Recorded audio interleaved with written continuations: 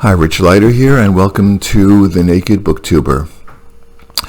Okay, today I'm going to do a review of Jack London's autobiography. It's not a novel, really. It's one of his autobiographies, or an autobiography of his, called John Barleycorn, which is ostensibly about his relationship to drinking, to alcohol. Now, I already did a review of Martin Eden, which is an autobiographical novel. Well, John Barleycorn is kind of like the flip side of Martin Eden. It deals with many of the same themes that Martin Eden does. It dovetails it very nicely. It's a less fictional account of Jack London's life, but it is inextricably interwoven into the fabric of Martin Eden. If you read one, you should read if you read John Barleycorn, then definitely read Martin Eden. It will have so much more meaning for you, and vice versa. Now, John Barleycorn, by the way, is just a euphemism for alcohol, for strong alcoholic spirits, wine, whiskey, cocktails, whatever, beer. So when he talks about his history with John Barleycorn, he's always talking about his history of drinking. Now, when I read this, before I read John Barleycorn, well, first of all, I was so bowled over by Martin Eden that I wanted to know more about Jack London's life, and I particularly wanted to know more about how a person who could write such a breathtaking novel as Martin Eden could have destroyed himself at the relatively young age of 40. I mean, Jack London died, he was in the last stages of alcoholism when he died in real life. He suffered from uremia, kidney failure. So I'd like to know, how did he go to the dogs? A person of such exquisite sensitivity and exquisite talent, and such a phenomenal wordsmith. I was interested in that. So I started reading John Barleycorn, and I had rather limited expectations for this book. I thought it's just going to be pretty much straight autobiography. It's not going to be anything great. It's just going to be factual information about Jack London. Boy, was I ever wrong about that. This book, John Barleycorn, is a very, very peculiar book. It is ostensibly, apparently, Jack London's excuse for writing about his relationship to drinking, but in fact, to my way of thinking anyway, this book goes way, way beyond that. It's a very unevenly written book, in my opinion. Not a very unevenly written book. No, that's not right.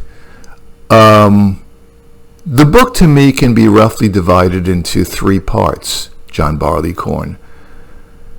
The beginning, which is pretty good. Then there's the middle part,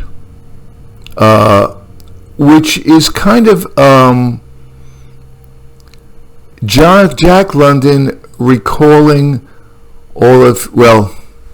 let me put it this way. Jack London maintains throughout almost the entirety of John Barleycorn, this autobiography, this memoir of drinking, shall we put it, he strongly maintains that he never really cared for alcohol. It was not something that he was physiologically addicted to. He wasn't, he maintains, an alcoholic. He didn't crave it. The only reason he said that he ever drank was because he found out that in the course of life, in our modern culture, to be in the company of people, particularly male companionship, you had to drink. It was just a necessary part of social intercourse. You know, you wanted to talk to somebody, you had a drink with them at the saloon. You went to a dinner at somebody's house, well, were served cocktails and so on. He says he never really, until the very end of the book, he says he never, he hated the taste of alcohol. He didn't like it at all, and he keeps maintaining this throughout the whole book. And most of the book is his recounting his early life as a young man, and he gives example after example of how he basically just drank because it was expected of him to drink. You know, somebody invited you to a bar and offered you a drink. Well, now you had to, pay for their drink, and then you had to keep drinking, or you would have offended that person more or less. He says this is basically the culture in which we live. And he's right about that. I mean, right now, 100 years later, this book was written, I think, in 1913. So basically, over 100 years later, and that's still true. Alcohol has certainly not been, prohibited. It's encouraged as much as ever. It's a huge business. So Jack London chooses to regard himself as not an alcoholic, as an unwilling victim of a custom which has been foisted on him by society over and over again. And throughout 2/3 of this book, he basically gives example after example of how he has been forced more or less into situations where he has been compelled to drink.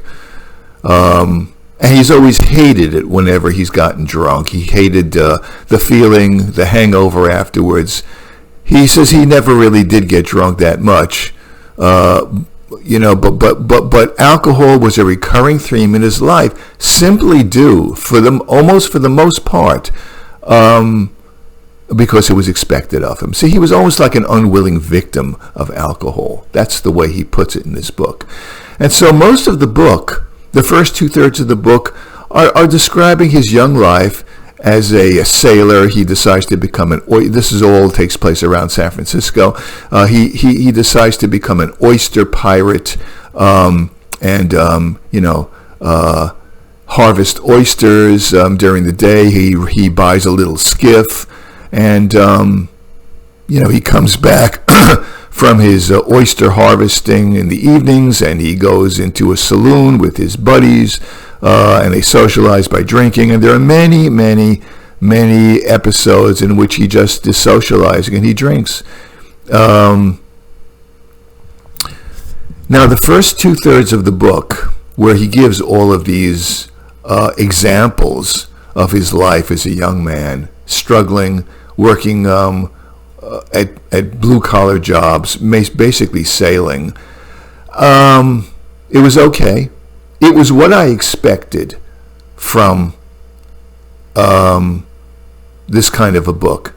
I expected reminiscence about his youthful life, and that's what you get. It's well written, but it's not spectacular. It's not great. In a way, it kind of reminded me, the first 2/3 of the book, in a way of Bukowski, particularly a factotum, where Bukowski just talks about the different, odd jobs he had as a young man, and how he had to, kind of starved a lot of the time, didn't know where his next meal was coming from. He lived a very, very rough life. Well, this is kind of what Jack London's life was like. So he says in the first 2/3 of John Barleycorn. And then something happens in the last third of this book, which in this last third of the book, vaults it into the stars. The book becomes freakishly great. It becomes on a par, in my humble opinion, excuse me. Some of the writing in the last third of John Barleycorn is comparable to many passages in Herman Melville's Moby Dick. It's comparable to, it deals intimately with Friedrich Nietzsche, and I'll explain why. It deals with philosophy. It speaks about man's existence upon the earth in an absolutely apocalyptic, poetical style, which, like I say, is up there with the great ones. He is one of the great ones in this last third of the book, which I hope I'll be able to explain a bit later on. In a way, Jack London, in the very beginning of the book, he refers to Ecclesiastes in the Bible, the book of Solomon, wise Solomon, who says, vanity, vanity, all is vanity. In a way, this book, in the last third of it, turns into a kind of Ecclesiastes. It's not so much a meditation on alcohol as it is a meditation on mortality, using John Barleycorn, alcohol, as the excuse for waxing a lot more than just eloquent upon man's existence on this planet.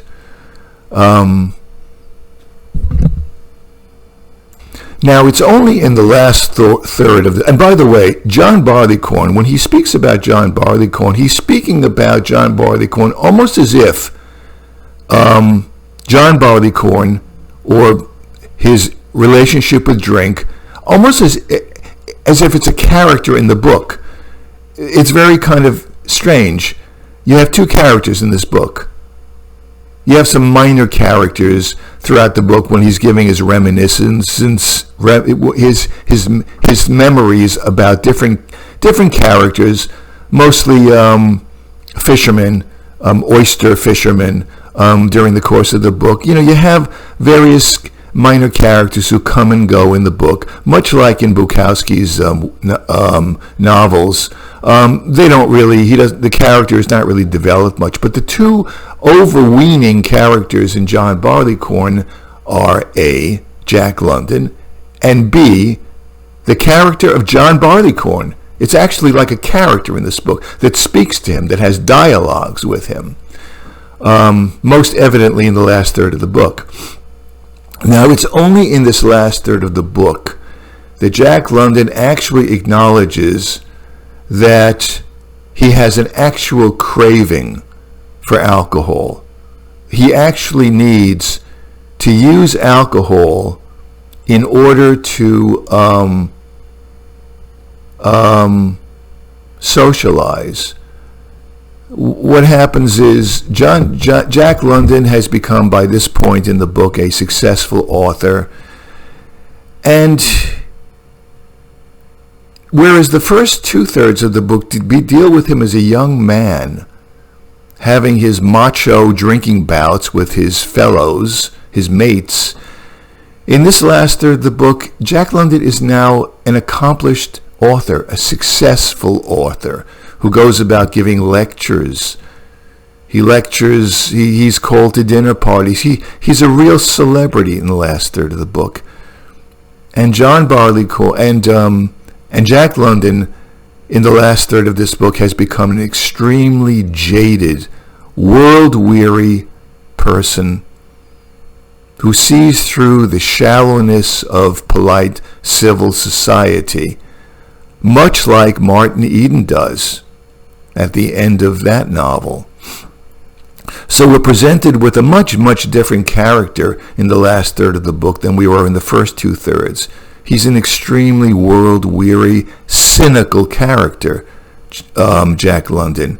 And it's only in this part of the book that he acknowledges that he actually needs alcohol. He needs that cocktail before dinner, and then 2 cocktails, and then maybe 3 cocktails. It creeps up on him, so that he can actually cope with other people, that he can enjoy that he can deal with the mediocrity of other people, that he can deal with the incessant bone-crushing platitudes of other people.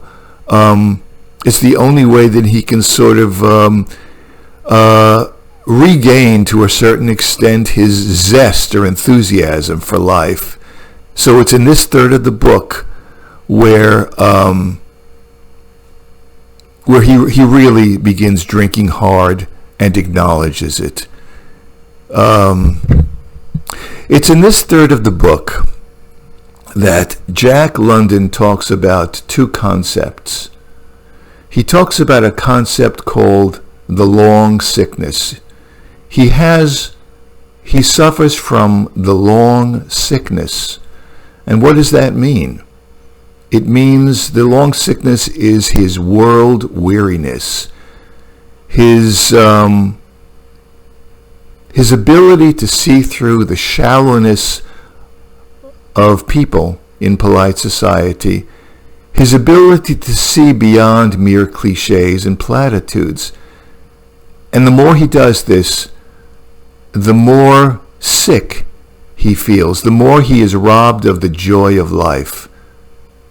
That's what the long sickness is to him. It's, in a way, it's kind of the death drive, you might say, of Freud, or it's in Thomas Carlyle's Zarter or Zartus, the tailor retailored. It's what Carlyle refers to as the everlasting no. The ability to see through everything, all ideas, all constructions, all of the petty philosophies of mankind, to see through them and to see beyond it to a bone-crushing, chilling indifference of the universe. In a way, this long sickness of his, it's kind of like the wisdom that one acquires in life, which is so profound, so that to gaze upon that wisdom is to be turned into stone, the way one is turned into stone when one gazes upon the head of Medusa. Or in the Bible, when Lot cautions his daughters and his wife not to look back at Sodom and Gomorrah, or they will be turned into a pillar of stone, a pillar of salt. If you look back if you gaze too deeply, if you see too much of what life is about, it will crush you. It will paralyze you.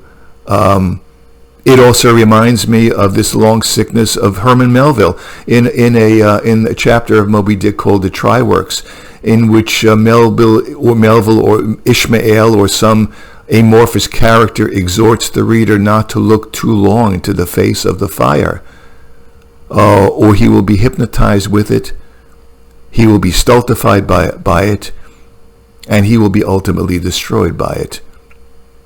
Don't gaze too long. Or Nietzsche. Of course, how could I forget Nietzsche? Nietzsche says, don't look too long into the face, I'm paraphrasing, don't look too long into the face of the abyss, because at some point, the abyss will stare back at you. Same thing. All of the great ones, they have reached the same conclusions. Don't look too long. Don't look too hard.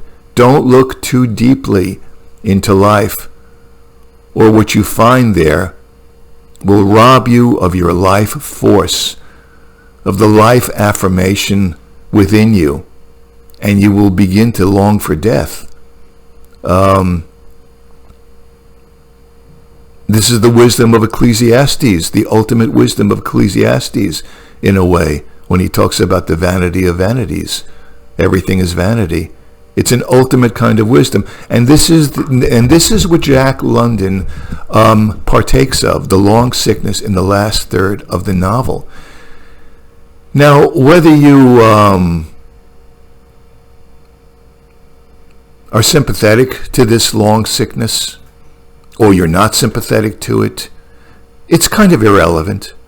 Because the way that Jack London writes about the long sickness in the last third of this book is beyond anything that I've ever read in my life, barring Herman Melville and barring some passages of Nietzsche. It's like that, the long sickness. And he talks about, as I said, Jack London talks about the long sickness. I don't know if he calls it the long sickness, but he talks about that in Martin Eden. So these two books are of a pair, of a kind, like I said in the beginning. What he says about the long sickness is just, again, this uneven memoir, John Barleycorn, this unassuming memoir, Into the Stars. I will read some of it to give you an example. But allied with this notion of the long sickness, there's another notion, which Jack London calls the white logic of John Barleycorn, the white logic of spirits, of alcoholic spirits. And the white logic is that voice, that negating voice, which is derived from drinking too much, that negating voice, which sees through all things and which ruins all things for London. I'm not saying it right. Hold on a second. The white logic is that part of Jack London, and I guess maybe that part of all, sentient, intelligent human beings, that part which wishes to negate everything. If you are enthusiastic about something in life, the white logic creeps in and doubts it. It is like the devil that robs you of your enthusiasm, is the only way I know how to describe it. Jack London talks about, in this last part of the book, about there are two different levels of truth in life. There's the first level, which is the more superficial level of truth, which is the truth that men, human beings, cling to in order to live and to enjoy life. It is the truths, this lesser order of truths are exactly what Nietzsche talks about so often in his philosophy. He says, it's not truth that's important, he says. I mean, what is truth? He says illusion is important. You need illusion in order to make life bearable. Whatever gets you through the night, whatever illusion you need to keep on going, that's your truth. That's the lesser order of truth. It's the part of, it's that kind of it. And so the illusion is very important for us to keep going on.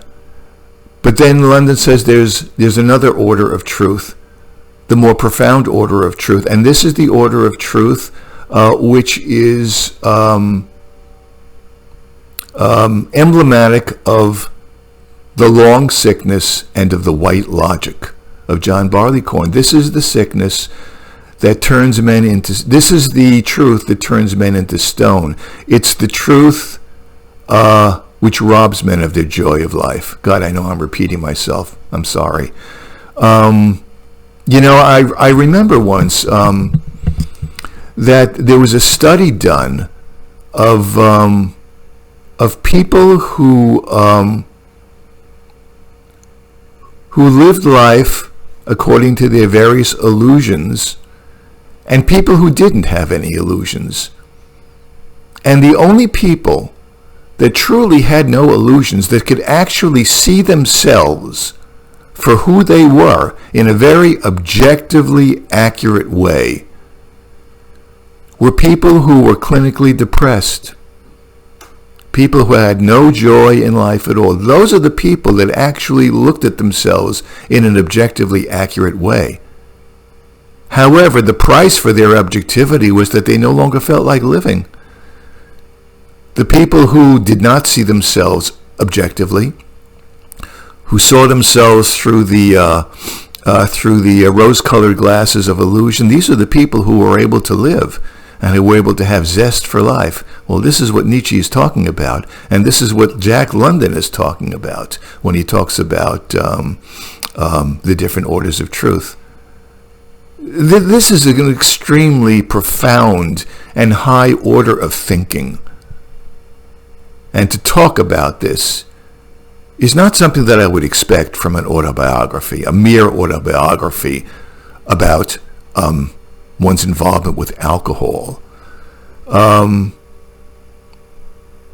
So this last part of the book really knocked me for a loop, so to speak. So now let me give you some extracts from this novel to, I just have to give you some.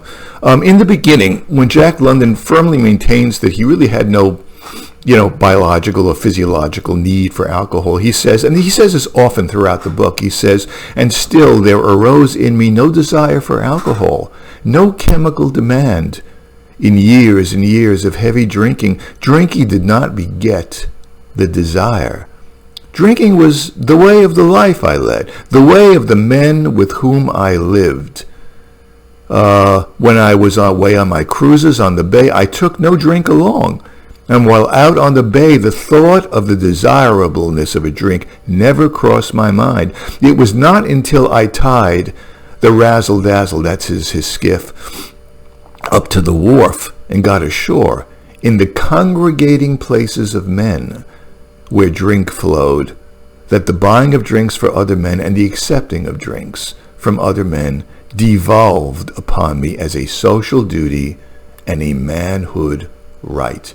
So as I say, this is what he maintains during 2/3 of the book. It's just a social thing, drinking. And then all of a sudden, bam, the last third of the book turns into the Song of Solomon, Ecclesiastes, Moby Dick. It's quite remarkable how he changes his whole tone and how his writing style becomes not just good, but poetical. So when he begins to have the long sickness, when he begins to get very jaded, and doesn't care for the society of hypocritical, superficial, platitudinous people anymore. He says, and I was not pessimistic, I swear, I was not pessimistic. I was merely bored. I had seen the same show too often, listened too often to the same songs and the same jokes. I knew too much about the box office receipts.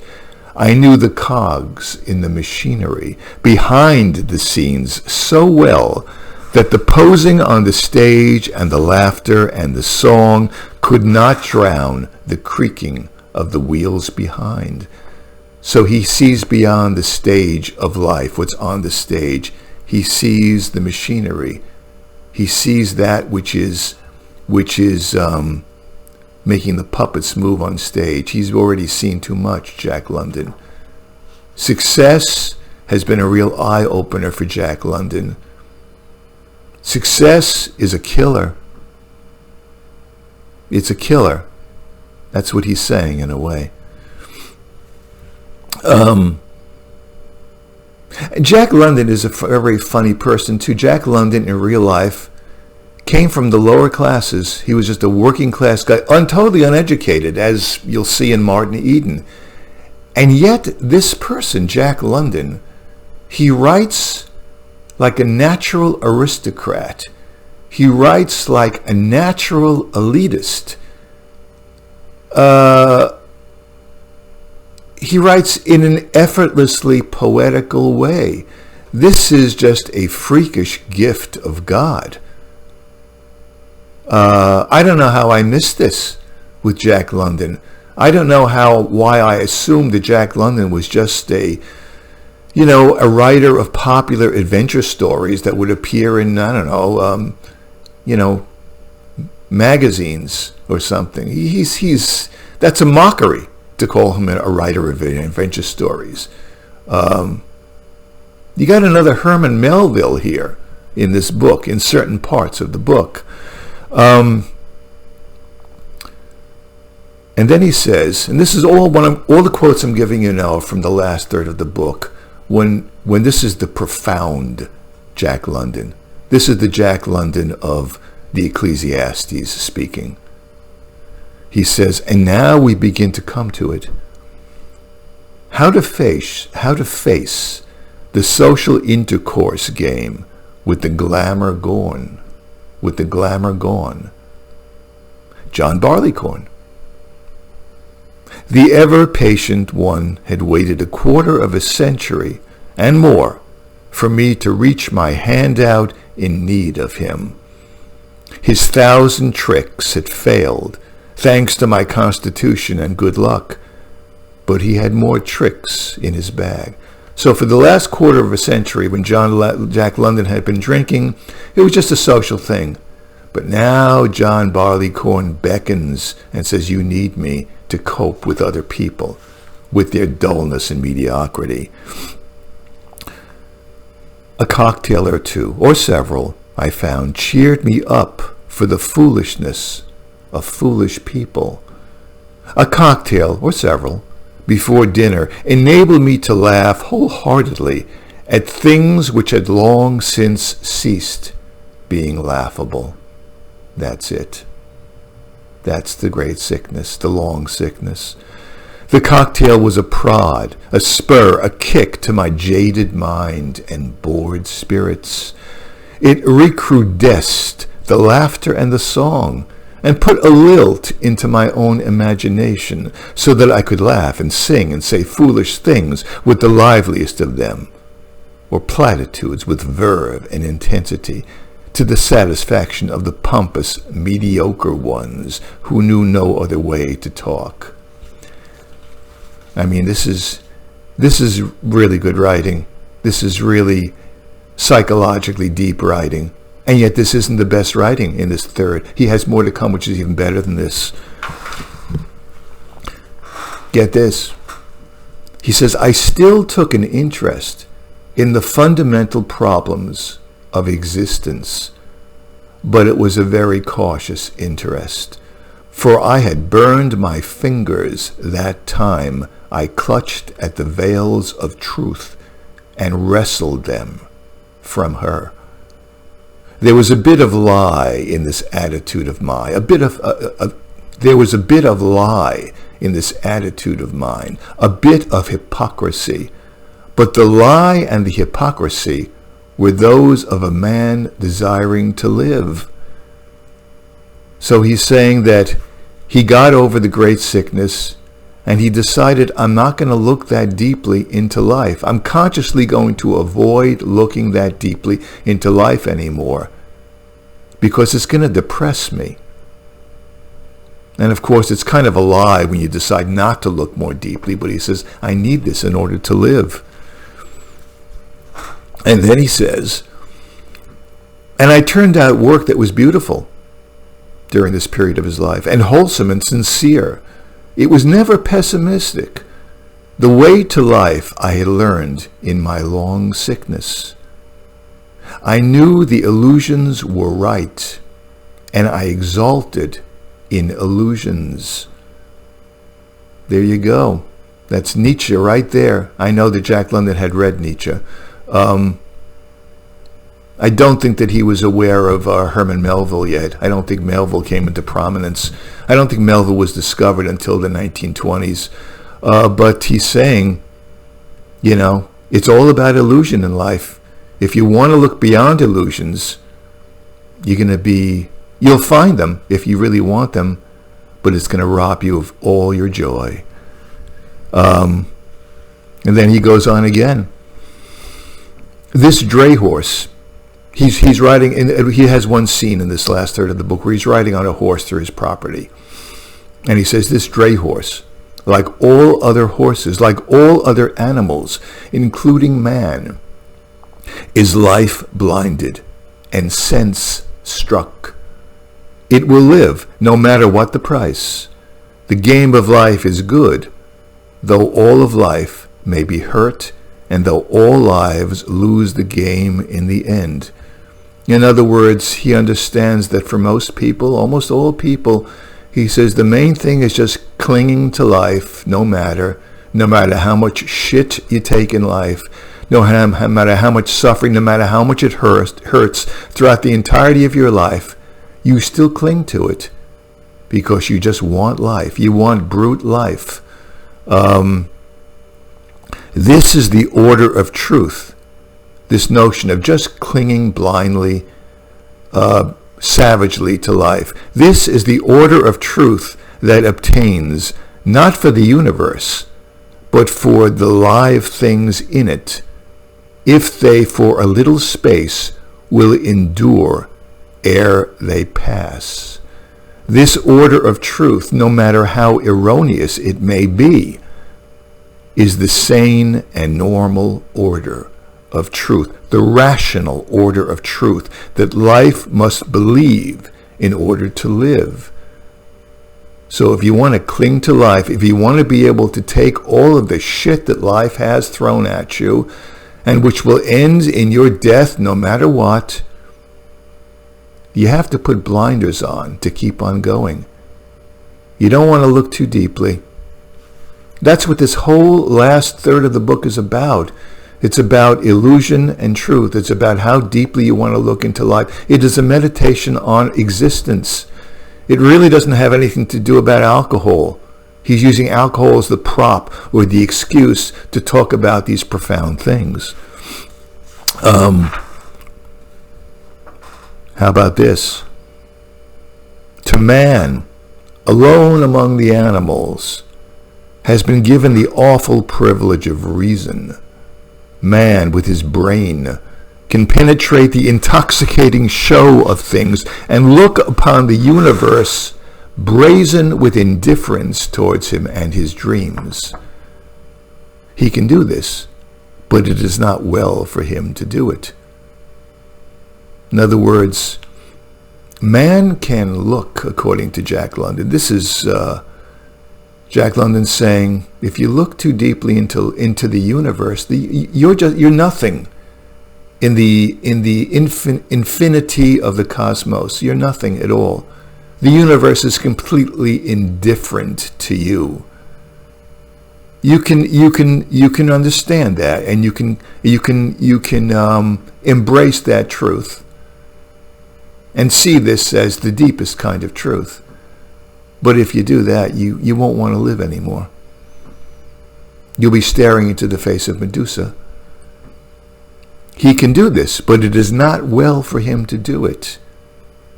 You can look at the face of Medusa, you can do it, but it wouldn't be advisable. It is good that man be life blinded and sense struck. This is Jack London speaking. This is the voice of Solomon in the Ecclesiastes. What is good is true, and this is the order of truth. Lesser though it be. This is the lesser order of truth, but it is the order of truth you need in order to live. And here's another one. Man does this. Countless men have glimpsed that other and truer order of truth and recoiled from it. Countless men have passed through the long sickness and lived to tell of it, and deliberately to forget it to the end of their days. They lived. They realized life, for life is what they were. They did right. Again, this echoes Nietzsche. Nietzsche's whole philosophy, there's a popular misconception that Nietzsche was a nihilist, a nihilist. He believed in nothing. And not true. Nietzsche's philosophy was all about his project was in part an attack against nihilism. Nietzsche was all about doing what you can do to be life affirming, to live on this plane of existence in as life affirming a manner as possible. How do you do it when God is dead, when society no longer believes in the notion of God the way they did in the in the first 1500 years after AD? How do you do it when that's how do you replace that vacuum? How do you replace the vacuum of no God with the advent of the Enlightenment? How do you go on living? Well, that's part of Nietzsche's project, trying to approach that. And Jack London understands this. He's mirroring Nietzsche completely in this. And as I'm reading this stuff, I'm thinking to myself, what has this got to do with alcohol? And is this the way that somebody who's writing a simple, inoffensive memoir would write? This is biblical writing to me.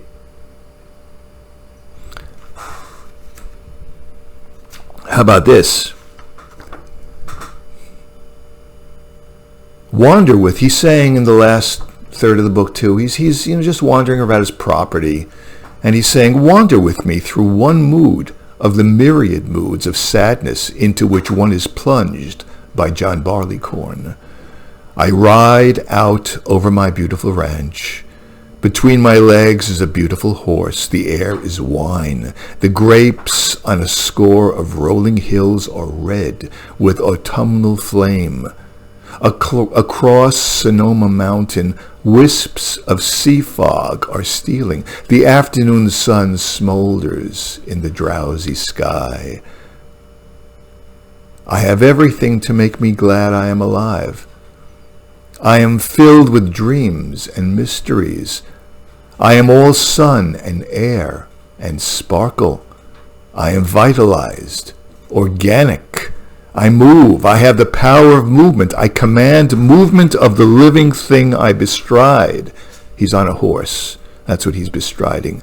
I am possessed with the pomps of being and no proud passions and inspirations. I have 10,000 august connotations. I am a king in the kingdom of sense and trample the face of the uncomplaining dust. This is biblical. This is apocalyptic, this kind of writing. Again, what does this have to do with an autobiography? Nothing. He's in the stars with this writing. This is the Song of Solomon. Vanity of vanity. In other words, he's saying in this passage, I had everything. I have everything I need. I still have my youth, my strength. I have fame and fortune, everything. And what does it mean? What does it mean to me? Here's a person who is able to see through all that stuff. So in a way, this book is just as much a condemnation of success as Martin Eden is. Of course, he attributes his anesthetizing wisdom to the white logic of John Barleycorn, but it doesn't necessarily have to be. If it was not John Barleycorn, then perhaps it would be something else. I mean, Herman Melville, when he talks about don't look too long into the face of the fire, he's not talking about drink at all. John Barleycorn is not in Moby Dick at all. It's just a truth of existence that Herman Melville was in touch with, and Nietzsche and London also. I mean, it goes on. I don't want to go any further. I could. I have so many more paragraphs I did. But the thing is, this part of the book is freakishly different than the rest of the book. It's like a philosophical tract. It's not a tract. It's much more interesting than a tract. I'm just that's it. This is incredible writing. That's all. Jack London was one of the greats, and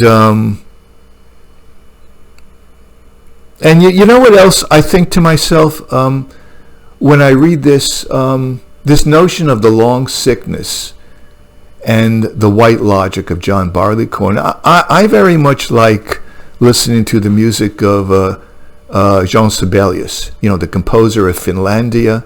He wrote 7 symphonies, and especially in his 4th and his 7th symphonies, to me his greatest symphonies, I wonder whether Jean Sibelius was in touch with this profound white logic of the everlasting no, and if his symphonies were a way of trying to go beyond the everlasting no into something more life affirming. Sibelius' symphonies. He seems to be able to go beyond despair in these symphonies, and I wonder if he secretly was in despair. Well, I shouldn't have even brought up Sibelius. That's a whole different discussion that could go on for a long time. But you read this last part, and this last part of the book is saturated with Darwin, with Nietzsche, with the Bible, Ecclesiastes, with Herman Melville, with Carlyle. He's battling with ultimate truths in this. He's battling with ultimate truths in this part of the book, and whether you are sympathetic to what he's saying or not, you just have to. It's just It's jaw-dropping writing. And then, of course, at the very end of the book, the last chapter of the book, it's a very short chapter, Jack London ends it on a very trivial note, in a very sententious, moralizing note. He says, I've written this book because I want to tell you about the dangers of alcohol, and I hope that women have the right to vote eventually. And we know that women will prohibit alcohol, and this will be good. It's a very moralistic, trite ending. It's almost as if Jack London is too frightened of what he's just written. He's too frightened of his own profundity, and so he ends on an extremely trivial note. Okay, so, and isn't it interesting also that he talks about this stultifying ultimate truth of John Barleycorn as the white logic, much in the same way that in Moby Dick has a chapter about the whiteness of the whale. Whiteness for both London and for Herman Melville do not signify purity or innocence. On the contrary, whiteness connotes something terrible, something extremely menacing. I found that very interesting too. I guess the great ones all think alike. They all begin at different points, perhaps different life experiences. But if you follow them out all the way, they all kind of converge at the same point on the horizon, the same vanishing point. Nietzsche, Melville, Carlyle, they all reach the same vanishing point. They all sort of, in a way, have the same understanding about life. So that's it. It was the most curious kind of reading. The beginning was strong. The middle part, where he's reminiscing about his adventures, oyster pirating and carousing with his buddies and drinking. It was okay, reminded me of, like I say, Bukowski, but it wasn't that great. And then the last part of this book, wham, you get it. You get everything. You're not going to get anything more profound than this. You want something like this? Read Moby Dick. That's it. Read Shakespeare. Read Hamlet. That's how good this is to me. It's quite freakish. And I can only imagine that Jack London was so self-destructive that he was in real life an alcoholic. Maybe he just couldn't live with the excruciating sensitivity he had, the excruciating talent to be able to write in this kind of a biblical / poetical / apocalyptic way that he sometimes is able to do. So that's it. I apologize for my repetition and my imprecision, but he's quite a writer.